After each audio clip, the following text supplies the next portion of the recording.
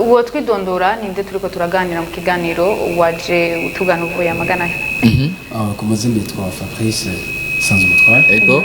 nkaba naje mvuye mishenge Spirit Garden irirongowe nande hajya irongowe n'intumwa Ferdinand Bright yibizi nari nzi ngo yarirongowe kubera yambaye nawe yambaye costume oya hari burya abapasiteri ntibambara cyo kimwe n'abaririmbyi oya ntibambara cyo kimwe urabona ko hari akantu yashize ko kindani urabona ko hari ikintu ushobora gusanga nawe azoba umurongozi mu misi usanga ari n'umurongozi kandi reka usanzwe nawe uririmba gusa muri canke hari ishujejwe muri iyo grade okay sanzwe ndongoye mu guhimbaza no gutazira muri iryo shingiro ya n'abarongozi gusa reka nawe tuguha ikaze Yesu murakoze kunyakira jina nitwa Vivant nkaba ndi prophète voilà wavyumvise nkaba ndi aussi pasteur assistant de l'apôtre Ferdinand Bright Niyibizi from Spirit Garden Church ego wavyumvise ko ntihenze burya hajya nanje Nyangabiri irasubiye kugaruka reka rero tubaye ikaze muri Live Show dukunze kubona twakira abantu benshi ari agakemanya baba batuzaniye Mika yaraje kumbwira ngo wamuteze ibiganza kugira abantu baze yego nanje nzobaba mera nka Yesu canke Yesu Kristo nibo bama bateze ibiganza agakemanya mutuzaniye nakaye kamere kuri wewe kwa prophète ego murakoze cyane ikintu cyatuzanye no munsi ni kugira dushobore kubabwira ikintu turiko turategura mu ishengero Spirit Garden Church duheza uyu mwaka w'ibihumbi 2020 twinjira mu mwaka mushasha w'ibihumbi 2021 tukaba turiko dutegura amakesha akomeye cyane gose azobera kuri yitiriwe ubwa mbere na mbere yitiriwe ijoro ry'ibitangaza mu Burundi akaba azobera kuri terrain SOS avuze amakesha abana bo mu gisagara basigaye bagoye nk'ivyo ntashobora kubitahura bashatse kuvuga veye veye ijoro ryose two turahimbaza Imana tutazira cyane cyane twakira ijambo rizotwinjiza mu mwaka mushasha w'ibihumbi 2021 ego hama azobara amakesha en même temps ari n'igikorane gikomeye cyane kuko twiteze kwakira abantu barenga ibihumbi 5 tukaba dufise bavuye muri twebwe nyene cyangwa nabo bavuye i Burundi hariho n'abatumiye baje bava hanze bizo bari ibintu bikomeye cyane nico twaje kubabwira twumvise ijoro ry'ibitangaza mu Burundi mu mushatse kuvuge iki iyo teme y'uwo mwaka mwayihawe gute kubera ko bashatse kuvuga iki hajya na cyane cyane bizokorerwamo mu bisanzwe tuba dushatse kuvuga ibizokorerwamwo nkuko mubibona hagiye imbere ijoro ry'ibitangaza mu Burundi nababwiye n'amakesha ariko si amakesha gusa ariko ni n'igikorane tuzokwakira un message de la part du Seigneur au travers de son apôtre izo twinjiza mu mwaka mushasha tugiye gutangura hakazoba hariho no gusengera ingwara abagwaye turaza kubivugana navyo nyene azosengera abagwayi azoduha ijambo ry'Imana ego Apôtre Ferdinand ego Apôtre Ferdinand ni nawe azoremesha cyane cyane iyo ayo makesha iyo veille ego turabona umuririmbyi hajya asiguye igitari yitwa Dudu Niyukuri cyangwa Theophile Niyukuri ego Theophile Niyukuri yabivuze yuti hazoba hari abatumire benshi yaguye reka nawe tugwakanye tubwire muri ayo makesha canke muri iyo veille hazoba hari abatumire bande kubera ko turabona Dudu ni wazimbe turabona Dudu wenyene ni wazimbere cyane ego ahamba vuya Apôtre Ferdinand Apôtre rero aheruka gukora igikorwa ciza imbere yuko tuvuga mbere niyo veille Mika sinzi ko wabizi araheruka guparena abana bo muri YBSP yarabaye pare wabo aho biba bitoroshe kugira ube pare w'abana bagira kuri 650 bakiriye ufise kashi cha n'umutima je nka je no bapare wa ntabwo ari kashi n'umutima yes ko mutanyikoze ko n'umutima nawe si pare contre rero gituma nagenda kubwira ambabarire sinko ndamuvugira bituze nanye nta ndamuzizeyo namoye n'ujya munsi icantangaje abandi twara tubarondera ahubwo niwe yatwirondereye murumva ko ari umugisha ashobora kuzona tuje rero mu kwicerekanye n'indirimbo niki twararonse umuririmbyi hano turabona ko haza imbere Dudu Theophile byagenze gute kugira ngo muronke Dudu Theophile asanzwe asengera muri eglise one kada agira twumva ko yahinduye atakiri muri bombero kuba batumiye turafise abinvité spécial hariho nka Dudu Theophile ko mwamubonye turafise kandi na Gisubizo Ministry siko muyizi yego turafise kandi na Sulex Melody avuye muri Kenya mu gihugu cya Kenya so nizo turi kumwe hama kandi turi kumwe kandi n'umugwi mukuru wo guhimbaza no gutazira umushingiro Spirit Garden witwa Heavenly Worship turi kumwe kandi n'aba artiste bo muri iryo shingiro nyene ryacu ariho bagire witwa umugwi witwa HDR uvuga ngo umugwi utambaje kugira ama dance moderne turafise kandi n'umugwi witwa IT ibisiga bwenge team niho bazoba bari kandi azariho nabo yitwa aba winners yego uratubwiye abantu benshi bazoba bitavye ico gikora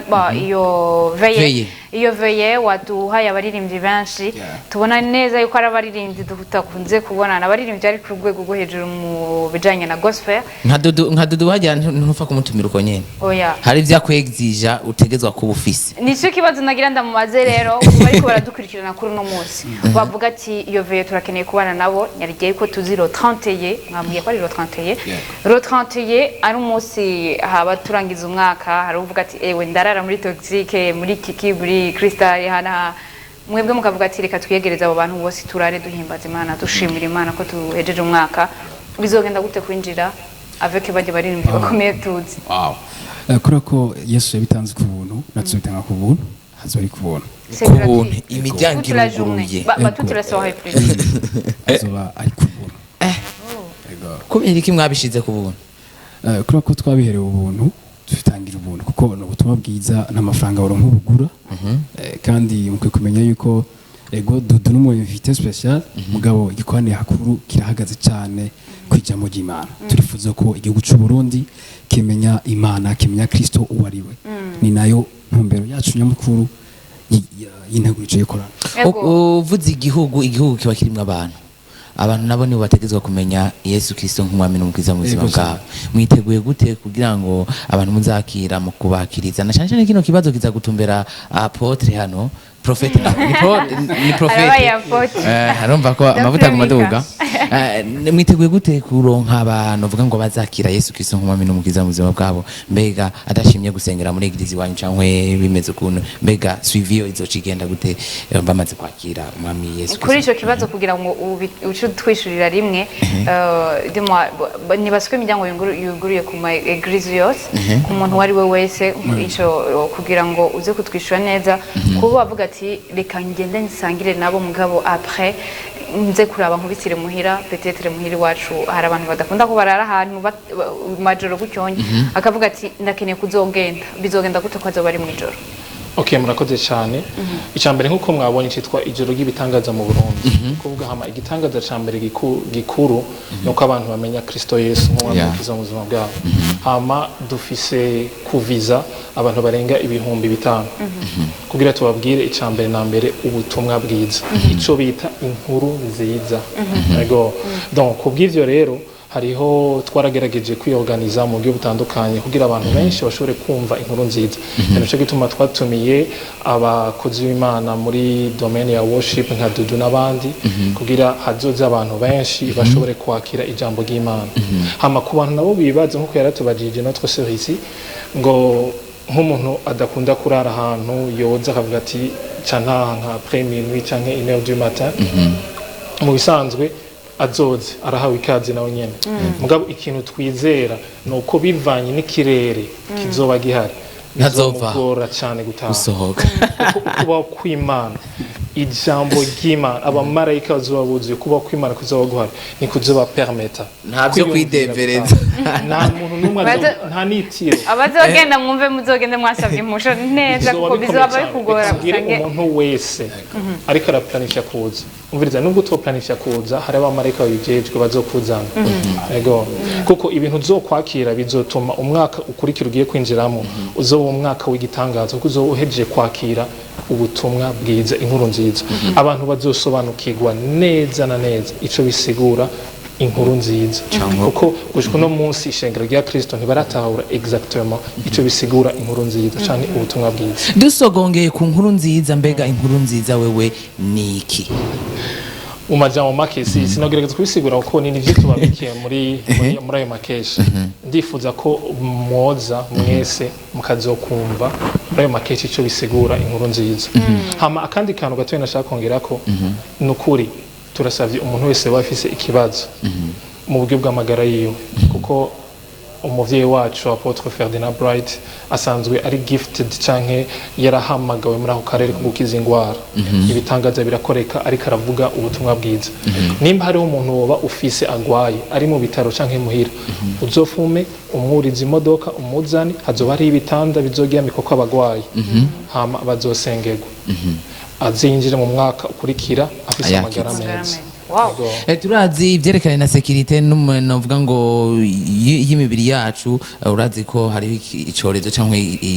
coronavirus mbega vyo muvyiteguriye gute ko twumva muzakira abantu 5000 personnes umva aho naho tegezwa ko tukaba tuzi imbere n'ikibanza kume ngo hari igihe kica caga kubera abantu nyamba mubobrije ko bazozana ubufukamunwa sava ubibabarira hano nyamba bazokaraba ego twaraviteguriye mu burere bwose twariteguye icambere turafise uruhusha baraduhaye uruhusha rwo gushobora gukora ayo makesha hama hari ibintu batwobrije gukurikiza ama mesures sanitaires tusa tuzokarabisha abantu mu kwinjira hama tuzogira checking kugira ntihagire uwinjirana ibigwanisho canke ibiki hazoba hariho security ikomeye tuzodusaba police n'abasoda na security yiwacu organisation imeze neza cane hama ikibanza kiragutse plus de 5000 personnes bazohakwira